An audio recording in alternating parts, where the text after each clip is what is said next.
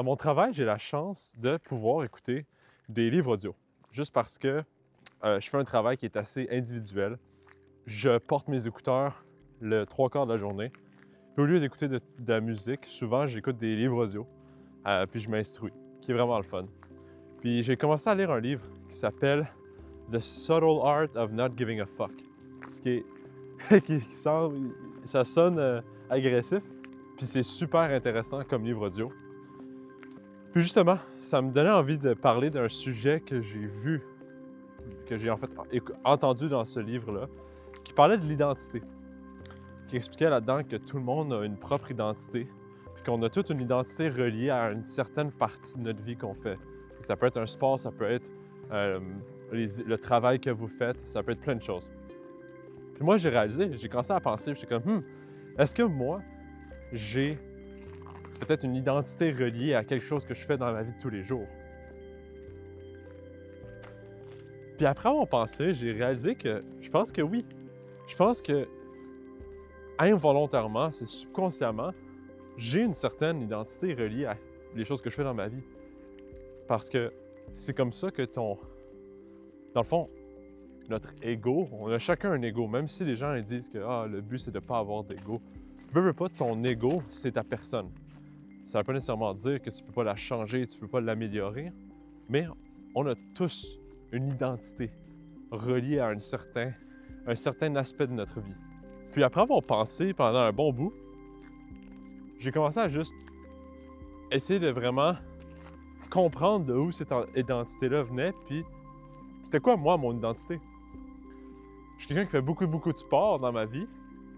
Fait que je me suis dit, peut-être que ça serait le sport, peut-être que c'est...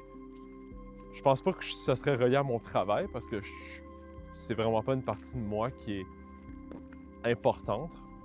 Puis là, ce qui est bien intéressant, c'est que j'ai fait une vidéo YouTube récemment qui expliquait que j'allais commencer une série par rapport à tous mes entraînements que j'allais faire, puis comment j'allais me préparer pour une course de 100 km, qui était comme un petit challenge que je m'étais lancé. Puis c'est intéressant parce que quelques jours après avoir fait cette vidéo-là, j'ai développé une blessure à mon pied droit qui fait que quand je travaille très activement toute la journée dans des bottes à cap qui sont pas les plus confortables, on va dire, sur un plancher de béton. Ben, j'ai comme rempiré ma blessure. Dans le fond, c'est juste, j'ai beaucoup de misère à comme guérir cette blessure-là. Tout simplement parce que je me repose, je cours pas, mais le fait que je travaille l'empire naturellement.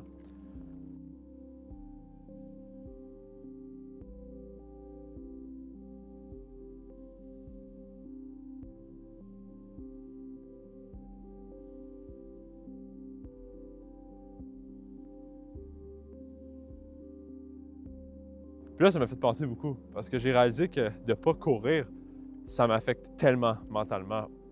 Juste de ne pas pouvoir bouger, de ne pas pouvoir vraiment me donner autant que je peux.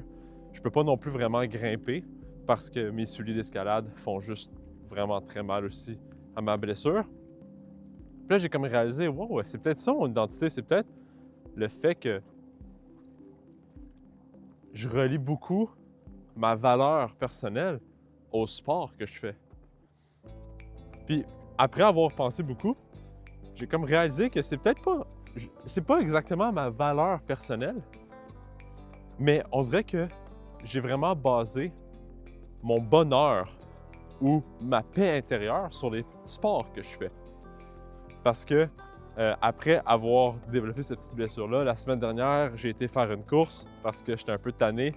Je voulais voir si ça allait empirer ou si ça allait comme rester de même, qui était un peu niaiseux, on va se le dire. Évidemment, ça l'a empiré, là, ça faisait mal, mais c'était incroyable. J'allais courir, c'était magnifique dans les trails.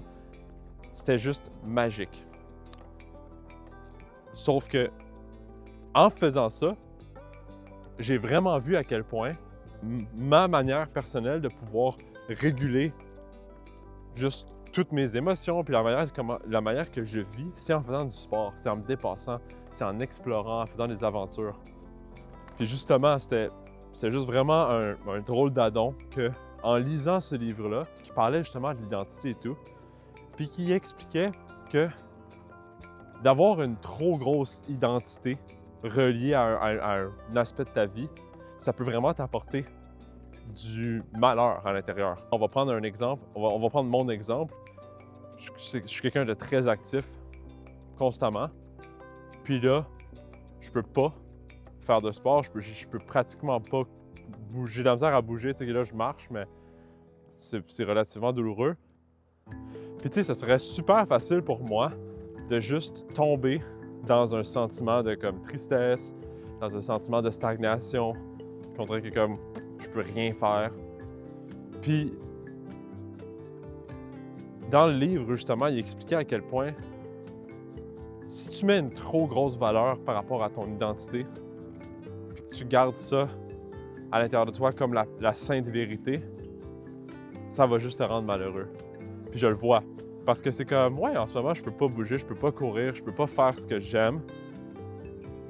Ça veut pas dire qu'il y a pas d'autres choses qui peuvent m'apporter une paix intérieure. Ça veut juste dire que je dois un peu me détacher de ça, laisser l'ego, justement, cette partie de mon ego-là, elle doit se tasser, puis je dois juste me dire, Zach, tu repars du début. Garde une blessure, tu peux pas courir. Puis je sais que j'ai une course, je sais que je dois m'entraîner, mais regarde, je peux pas m'entraîner en ce moment. Le mieux que je pourrais faire, c'est juste de prendre une pause, d'être dans la nature, de me promener, de faire des choses qui me font sentir bien. Puis quand l'univers le voudra, je vais revenir sur mes pieds, puis je vais être capable de continuer l'entraînement encore plus fort.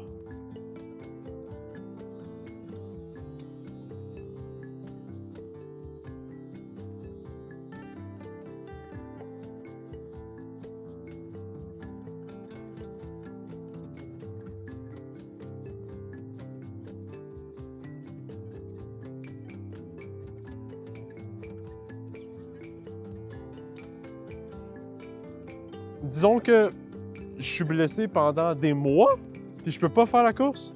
Too bad, je peux pas la faire. C'est aussi simple que ça.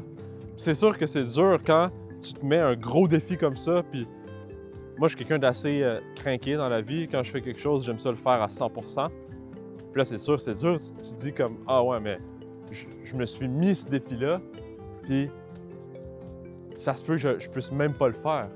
C'est comme, c'est facile de sentir le sentiment d'avoir raté un peu, puis de juste se sentir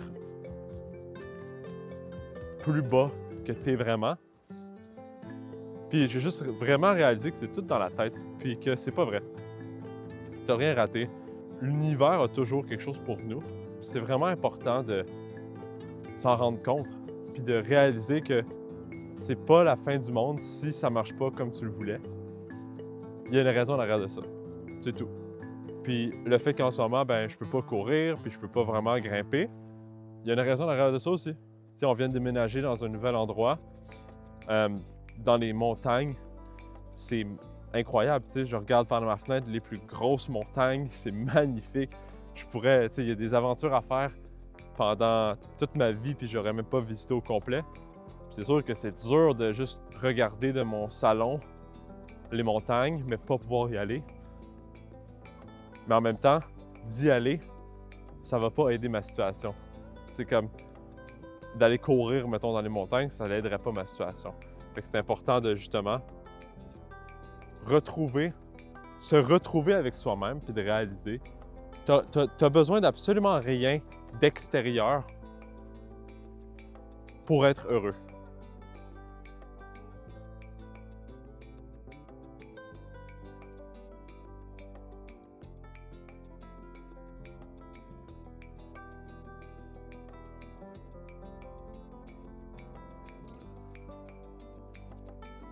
On est toutes des personnes complètes et on est toutes des personnes incroyables, chacun les uns et les autres.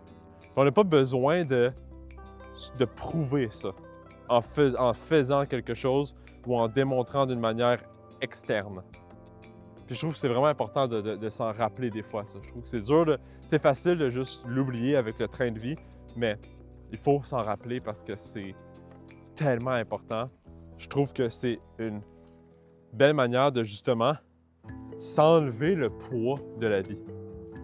De juste vivre notre vie. On est tous des humains qui ont des magnifiques capacités, toutes différentes les uns et les autres. C'est ça qui est cool. T'as pas besoin d'être le meilleur au monde. T'as pas besoin d'être un Olympien pour avoir une valeur. C'est comme, non, on a toute notre valeur à l'intérieur. Puis de s'en rendre compte, on dirait que ça rend la vie beaucoup plus légère et beaucoup plus belle.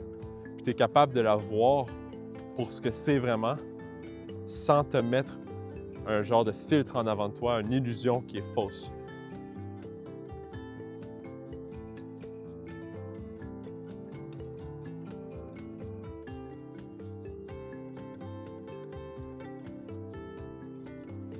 Puis ouais, je trouve ça intéressant.